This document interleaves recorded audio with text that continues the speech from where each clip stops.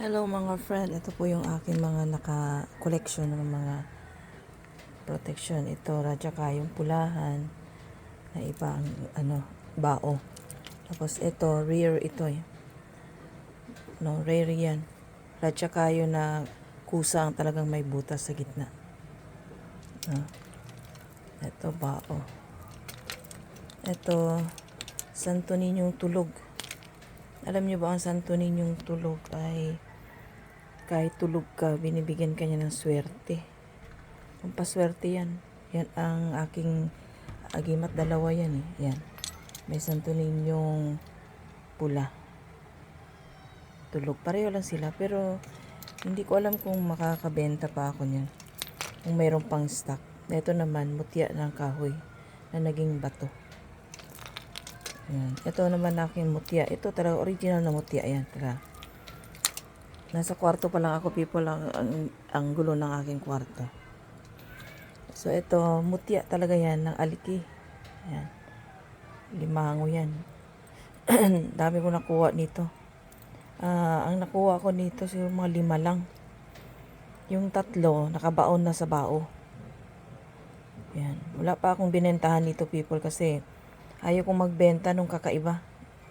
Yan, kakaiba yan, no? Yan ang tunay na mutya. Na hindi mo talaga mahanap. Ang tunay kasing mutya, people, hindi basta-basta makita. Ito, bigay naman to sa akin. Ito, aking bigay din to sa akin. Ganda din yan. Ito, meron din ako niyan, no? Ito, naparami pa yata ang tago ko nito. Tapos ito, baliktaran. Pagka binaril ka nito, wala. Hindi ka tamaan yan. Ito naman, kawayan na ganyan, no? Ito naman, bigay po ito sa akin. Ito, hindi tinatamaan ng bala. Ito naman, libon to. Kami nang gumawa nito, libon, nung Holy Week. No, tsaka ito. Bell. Bell ng kampana. Ito naman, radyaka yung pulahan. Na 3 ang butas talaga. Sunod-sunod ang butas, oh. Yan. Radyaka yung pulahan yan. Pag mga kalikasan kasi, napakaano ko dyan. Ito naman, bigay din to sa akin, oh. Yan na yung nasa tattoo ng tattoo ko sa hita, oh. Yan yun. Lakas din. Yan, pinakita ko lang sa inyo dito mga collection ko. Ito, angel. 6 na pakpak na angel. Yan. Ito, libon na kawayan.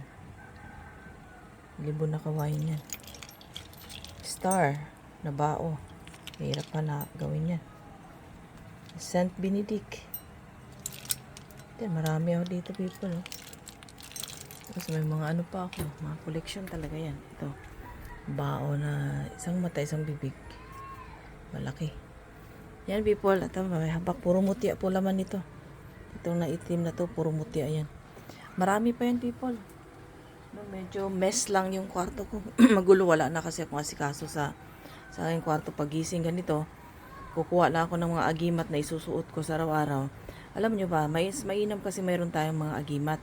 Pag araw-araw, pagising mo, ituturo ka ng iyong agimat kung alin ang isusuot mo sa araw-araw. Yan po, okay? So, nabigyan ko na kayo ng tip.